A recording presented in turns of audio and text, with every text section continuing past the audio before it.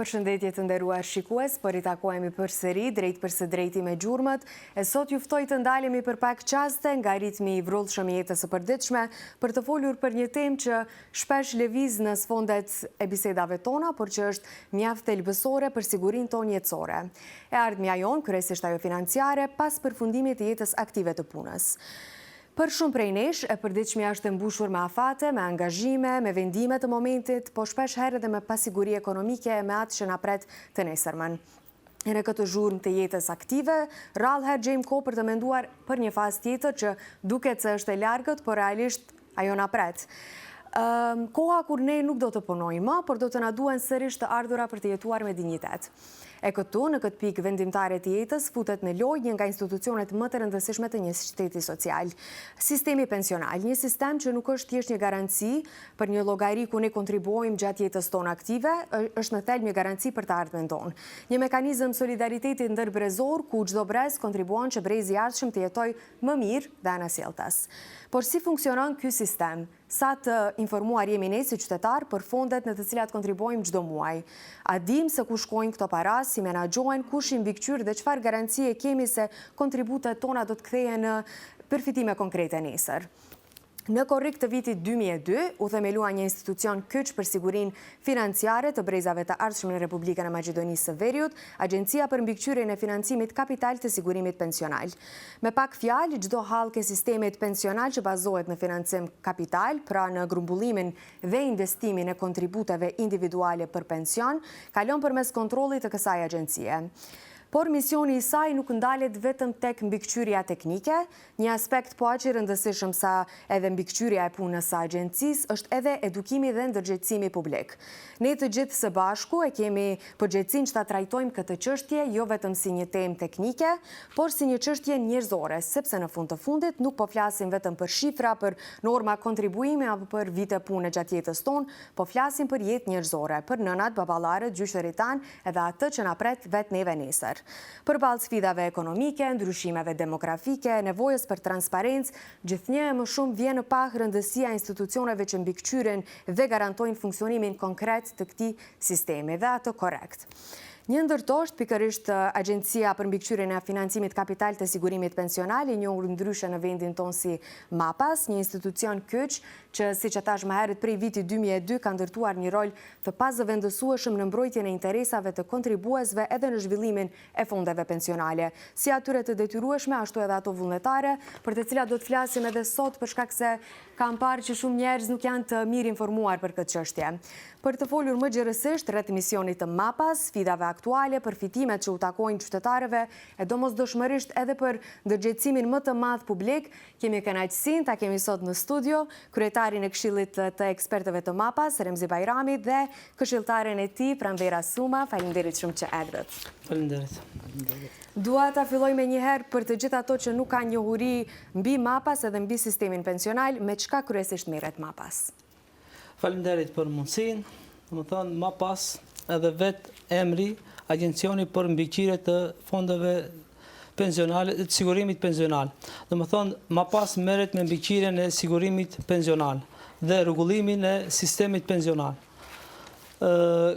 Domethënë kryesisht bën ligjin për shoqëritë ku ata duhet të investojnë dhe limitin në çfarë rrezikshmërie të investimit duhet të investojnë. Pranvera, dua të di cili është roli jot në këtë institucion dhe cili është roli i Këshillit të ekspertëve në kuadër të MAPAS. Faleminderit së pari edhe unë të falenderojmë për ftesën. Kemi kënaqësinë që jemi sot këtu me kryetarin dhe të ofrojmë sa më afër informata qytetarëve për sistemin pensional. Unë si këshilltare kryetarit të Këshillit të ekspertëve kam detyrë për më tepër, domethënë kyçem në të gjitha aktivitetet e punës rutinore, si dhe për këshillat që jap në lidhje me punën dhe të gjithë sistemin pensional. Me çka kryesisht merreni në kuadër të sistemit pensional, që ta dinë qytetarët se çka realisht përfaqëson kjo si? Më thonë, sistemi pensional, ma pas I mirët me mbikëqyrjen e sistemit pensional. Ka për qëllim të informoj antarët për të drejtat e tyre dhe obligimet e tyre ndaj shoqërisë që I kanë. Më thonë, çdo ditë kontroll rutinë, kontrollon agencionet se ku investohen këto pare, sa është rrezikshmëria e investimit dhe në rast të ndonjë rritje të rrezikshmërisë së investimit, agencioni ndërmerr masa për të parandaluar këtë investim. Unë dua shumë shkurt të ndalemi të shohim edhe një kronik, I lutem regjis, për të pas një pasqyrë më të mirë se me çka realisht merret kjo agjenci. U rikthyem përsëri në studio pas kësaj kronike që shpalosi më qartë atë se çka bën MAPAS në përditshmërinë e tyre. Ka raste ku qytetarët mendojnë se pensionet private janë në rrezik, si përgjigjeni juve këtij perceptimi?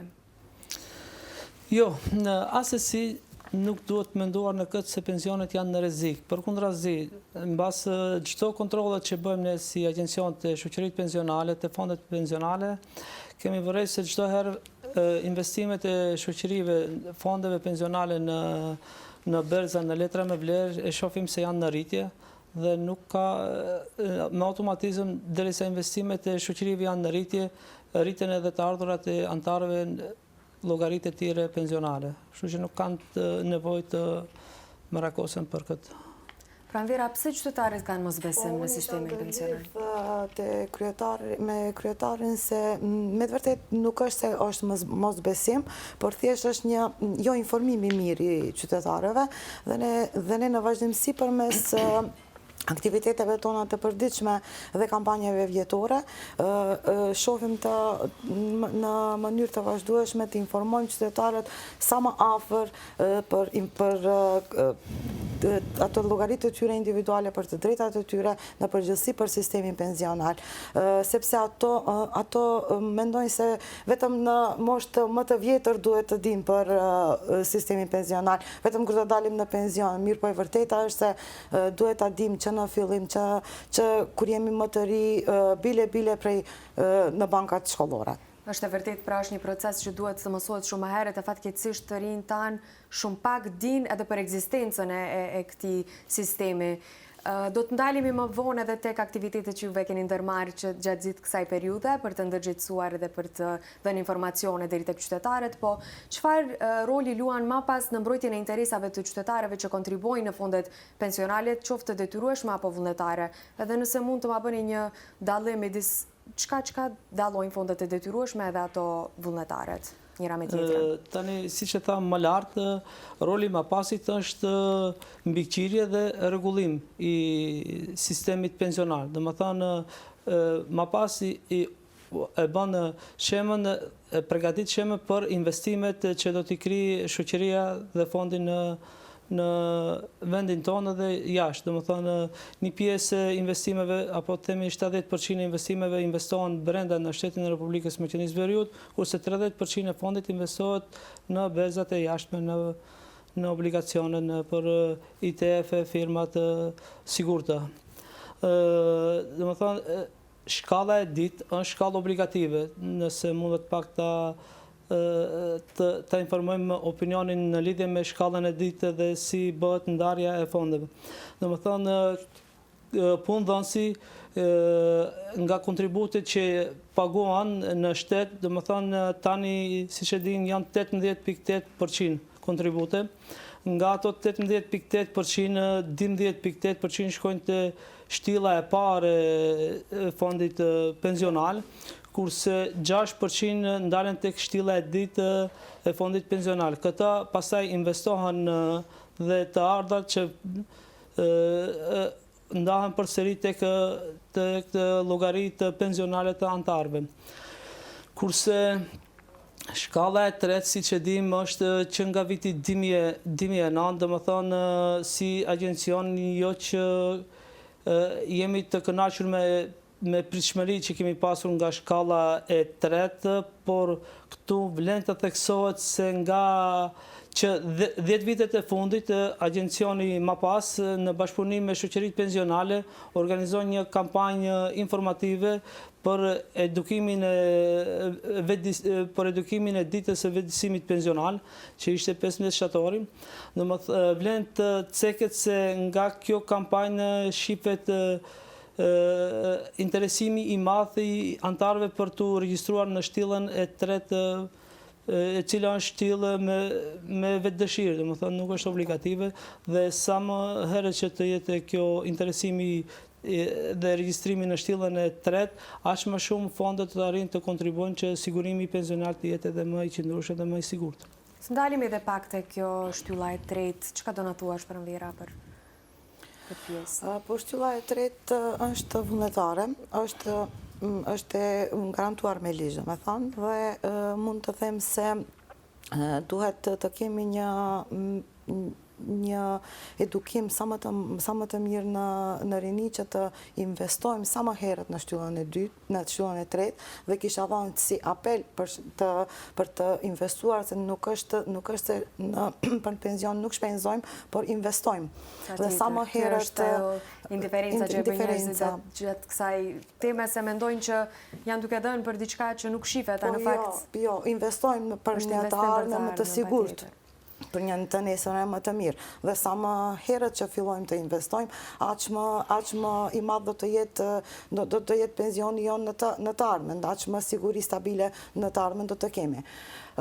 Mund të theksoj këtu se ajo shtylla e tretë, siç thash, është vullnetare dhe mund të kyçet secili qytetar kush dëshiron prej moshës 15 deri në 70 vjeç. Nuk duhet të jetë e qartë se nuk duhet të jesh i punësuar që të kyçesh në shtyllën e tretë. Mund të edhe dikush tjetër të paguan për ty. Mund prindërit të paguajnë për fëmijët që në moshë më të re, mund vetë të kursesh, dhe nuk ka ndonjë përqindje që duhet patjetër të investohet. Nuk ka kufizim. Kur don dhe sa don mund të investosh, prej në fillim me më pak, më vonë, ndoshta do të kemi më tepër të ardhurave, do të mund të investojmë edhe më tepër për një siguri më të madhe. Domethënë kur nuk është shumë herët për të investuar për të ardhmen tënde. Pikërisht. Cila është situata aktuale në tregun e pensioneve në vendin ton? A ka rritje apo ulje të interesit kryesisht për fondet vullnetare? Siç e thash, më thonë, në shkallën e parë dhe shkallën e dytë ne bëhemi antar në momentin që vetë punësohemi, apo të themi pagën e parë që e marrim, ne me automatizëm antarësohemi në shkallën e parë dhe shkallën e dytë. Por shkalla e tretë që është shtylla e tretë që është shtyllë me vetë dëshirë, do të thonë këtu interesimi jo që ka qenë edhe aq i madh, por tash me këto kampanja që i bëjmë shkollë më shkollë, me ditën të parku i qytetit, do të thonë shifet që ka interesim dhe është në rritje antarësimi në shtyllën e tretë. Pa diskutim, duhet patjetër ndërmarr të tilla aktivitete për të rritur ndërgjegjen tek njerëzit edhe për t'i vetëdijsuar ato me këto informacione. Neve do të shkëputemi për shumë shkurt për një hapësirë publicitare dhe rikthehemi përsëri në studio për bisedën tonë. Jemi përsëri në studio për të vazhduar bisedën tonë në lidhje me sistemin pensional dhe sa të informuar jemi ne për të. Disa agjencia është përgjegjëse për lëshimin, tërheqjen dhe revokimin e licencave kur bëhet fjalë në themelimin e shoqërive të pensionistëve. Si sigurohet që fondet të menaxhohen në mënyrë të drejtë edhe transparente nga këto shoqëritë e pensioneve, dhe a ka raste kur MAPAS është dashur të ndërhyjë për shkelje të rregulloreve? Po, në Agjencioni për mbikëqyrje të sistemit pensional me kapital të financuar, MAPAS ka të drejtën dhe jep leje licencë për menaxhimin, shoqërive jep licencë për menaxhimin me fondet pensionale. Dhe obligohet që të mbikëqyrë dhe të rregullojë sistemin e shoqërive pensionale. Domethënë, në rast të ndonjë lëshimi nga ana e shoqërisë, pas kontrolleve që bëhen çdo ditë, agjencioni, domethënë, i paralajmëron. për të parandaluar atë lëshim ose atë gabim. Në rast se gabimi përsëritet, agencioni e ka të drejtën të dënoj me gjobë, por në rast se përsëri vazhdon të përsëritet ky gabim ose të bëhet në një gabim edhe më i madh, në një lëshim edhe më i madh, agencioni ka të drejtën që t'ia marrë licencën shoqërisë që mos mund të menaxhojë me ato fonde, dhe në këtë rast pasi të marrë të drejtën nga shoqëria, atëherë fondet pensionale do menaxhon agencioni, domethënë Mapasi. Kemi pasur disa raste, i themi, disa lëshime teknike ose lëshim kur kam bërë ndonjë publikim në faqe, ndoshta ai publikim nuk ka qenë i karakterit publik, nuk është dashur të publikohet, ne menjëherë kemi paralajmëruar dhe kemi tërhekat, e kemi parandaluar.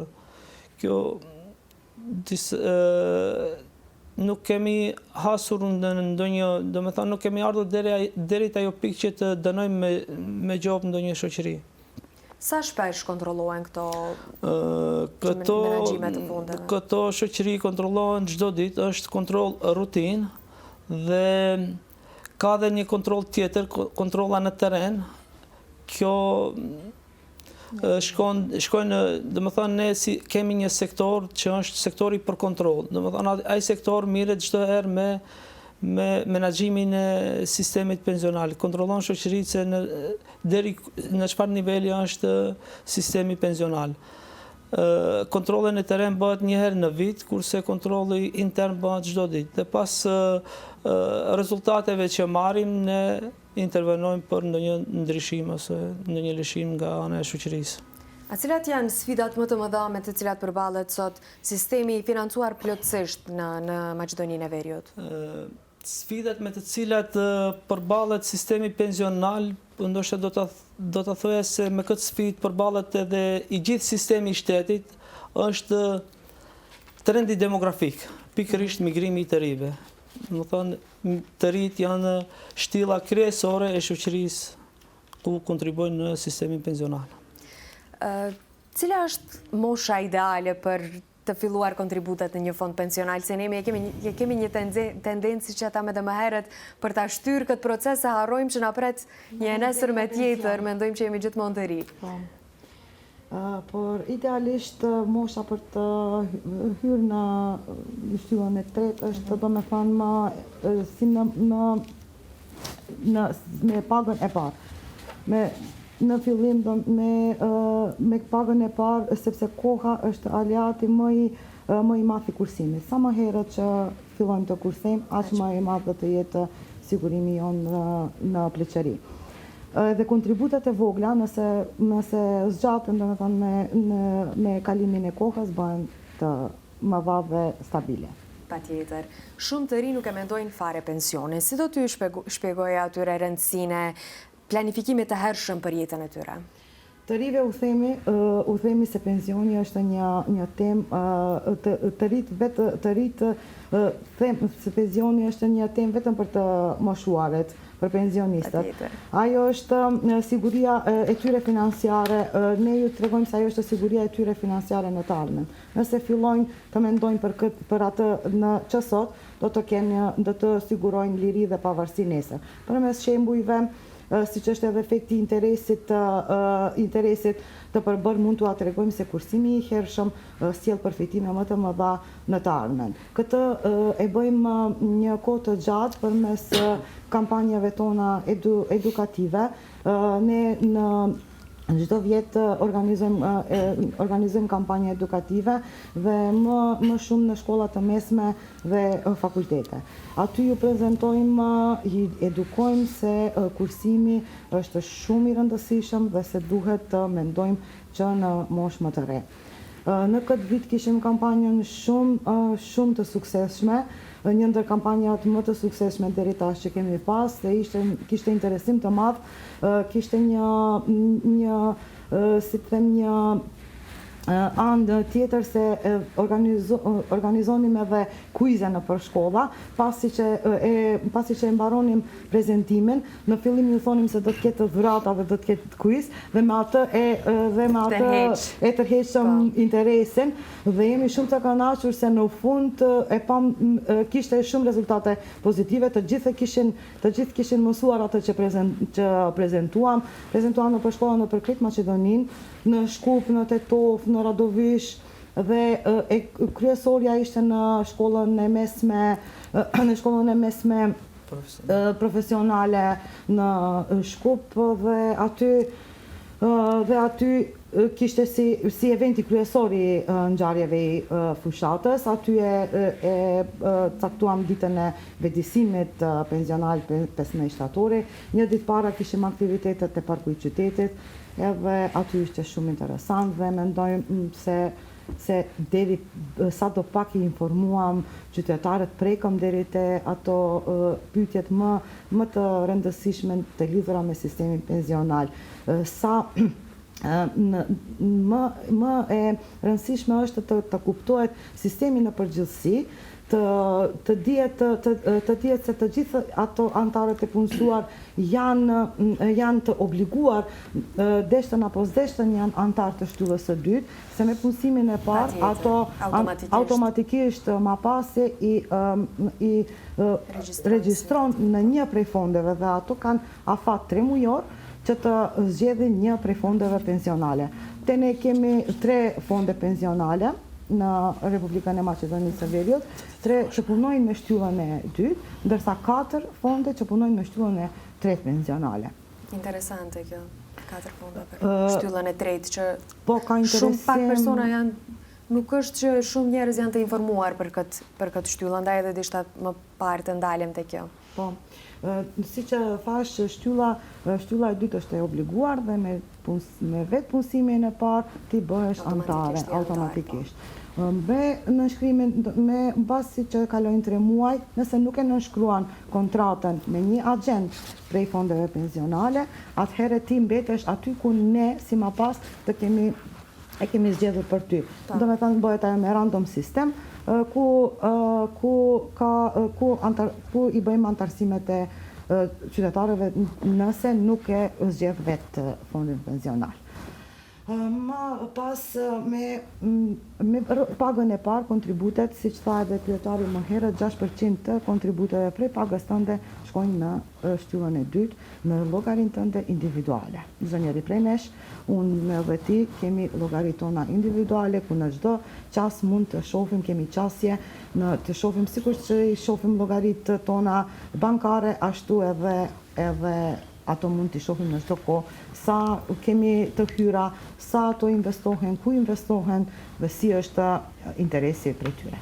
Pranvera e përmendi edhe më herët për të gjitha aktivitetet që juve ndërmerrni për të vëdisuar qytetarët. Është ajo mënyra më e mirë për të informuar një qytetar të zakonshëm për të drejtat edhe përfitimet që i ofron pjesëmarrja në një fond pensional? Në fund të çdo viti, më thënë, në adresën e çdo antari që është antari i shtillës së parë dhe shtillës së dytë, arrin në adresën e tij personale në postë, arrin një zarf me ngjyrë të gjelbërt, në të cilën në brendësi i shpjegohet në tërësi se çfarë dhe si qëndron gjendja llogaria pensionale e tij dhe ku janë investuar parat. Mirë po, ka dhe një njoftim, të themi, nëpërmjet rrjeteve sociale, nëpërmjet webfaqeve online, në webfaqen e mapas.mk ka një hapësirë ku shkruan provo se në cilën shoqëri pensionale je. Në momentin që detekton se në cilën shoqëri je, direkt mund të qasesh tek shoqëria pensionale dhe të kërkosh informata shtesë. Vlen të theksohet, të ceket se secila shoqëri që funksionon në shtillën e dytë ka dhe një aplikacion online ku mundet antari të regjistrohet me dhënat e veta dhe ta ndjek kur ai të dëshiron të ndjek llogarinë e tij pensionale se ku ka arrit dhe si qëndron. Patjetër neve jetojmë në një botë digjitale tashmë dhe duhet patjetër t'i përshtatemi dhe është shumë mirë se e marrim informacionin shumë shpejt dhe të garantuar. Shkëputemi për pak publicitet dhe rikthehemi përsëri në studio për të vazhduar bisedën. Jemi përsëri në studio për të vazhduar për të informuar deri tek ju mbi sistemin pensional. Dua të di si funksionon bashkëpunimi mes MAPAS dhe institucioneve shtetërore si Ministria e Financave ose Banka Popullore. Kemi një bashkëpunim shumë të mirë, vlen të ceket se kemi krijuar në nivel shtetëror, kemi krijuar një grup punues, grup pune nga ana e Agjencionit për Mbikëqyrje të Sigurimit Pensional MAPAS, nga ana e Ministrisë Financave, nga Agjencioni për Mbikëqyrje të Sigurimeve, nga Komisioni I Letrave me Vlerë dhe Banka Popullore, ku për qëllim kanë ngritjen e sistemit financiar, edukimin për të krijuar një sistem më të sigurt financiar, duke shkëmbyer të dhënash në mes institucioneve. Ne kemi një bashkëpunim shumë të mirë. Cili është më I favorshëm si fond, fondi I detyrueshëm apo fondi vullnetar për qytetarët? Fondi I detyrueshëm, shkalla e parë edhe shkalla e dytë janë sistem shtetëror që mbron sistemin pensional. Dhe është I detyrueshëm, kurse shtylla e tretë, domethënë është shtyllë me vetë dëshirë, normal ke sigurime më të avancuara dhe më të mira. Sa qytetarë në Maqedoninë e Veriut janë pjesë e një fondi personal vullnetar sot? Po tani në shtyllën e tretë kemi afërsisht 35.000 persona të antarësuar në shtyllën e tretë. Të ndërlidhem me kryetarin në lidhje me shtyllën e tretë, ne në këto kampanja akcent më të madh I japim shtyllës së tretë që ti shtym më tepër domethënë kursimet, mirë po e cekim në çdo kohë se punëdhënësit mund të kursejnë për punëtorët e tyre. Me ligj janë të garantuara skemat profesionale, ku aty mund të bëjnë pjesë të gjithë punëtorët dhe punëdhënësi paguan kontribute shtesë për to dhe ato në të ardhme mund të marrin në pension më të lartë. Mundet edhe, do me thënë individualisht, por edhe punëdhënësi mund të kontriboj në skemë profesionale vullnetare. Të ndalemi edhe pak tek ajo që e përmendëm më herët, 14 shtatori, juve organizuat një aktivitet në parkun qendror. Cilat ishin mesazhet kryesore që dëshironit juve t'i përcjellni deri tek qytetarët edhe sa patën efekt? Mesazhi kryesor ishte kurse sot për një ardhmëri më të mirë.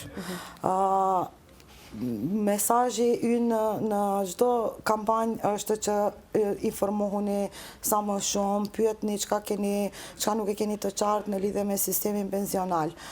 Si çdo herë ne hasim në pyetje, ishte shumë mirë se ishim afër qytetarëve, kishte një frekuencë të madhe të njerëzve të moshave, të grup moshave të ndryshme, prej në fëmijë deri më të moshuar.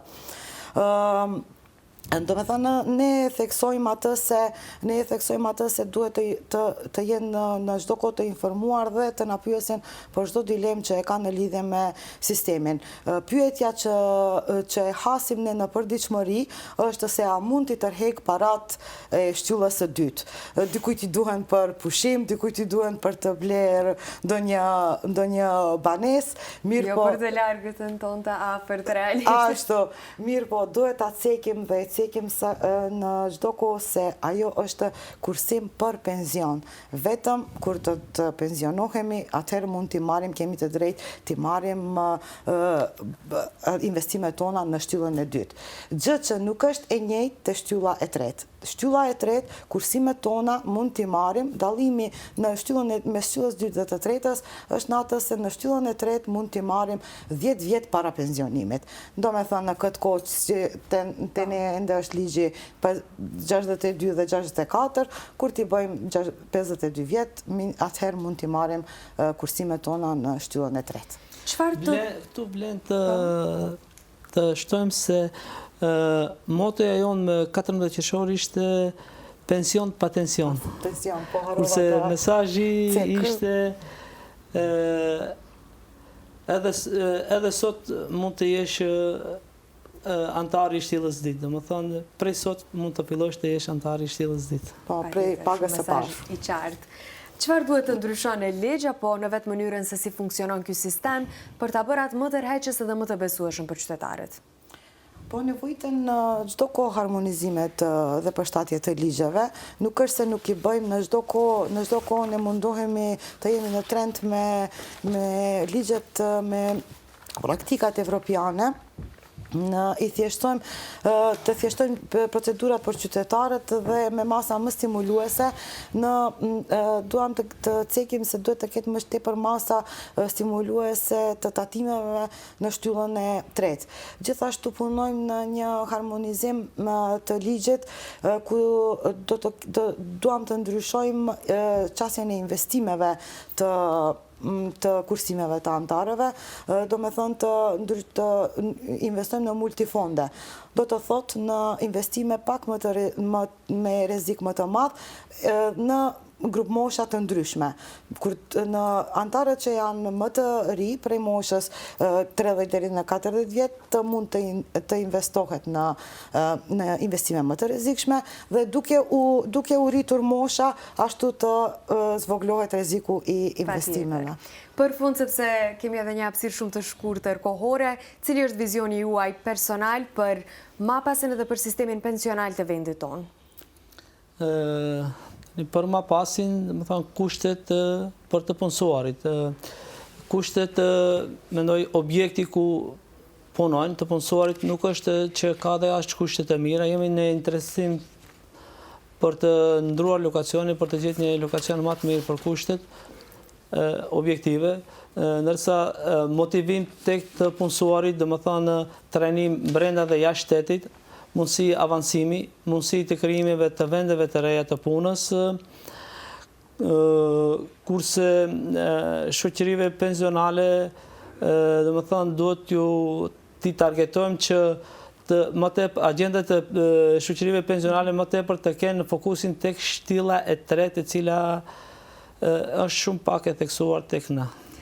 Edhe për ty, Pranvera, për në fund, a mendon se brezi i sotëm i të rinjeve do të kenë një pleqëri më të sigurt financiarisht falë reformave që po ndërmiren sot? Sigurisht që po, ne për atë po punojmë dhe i sigurojmë që do të kenë me reformimin e sistemit pensional, sigurisht që do të ketë një të ardhme më të mirë për ne në krahasim me pensionerët e tashëm që do me thënë, ne kanë vetëm një pension.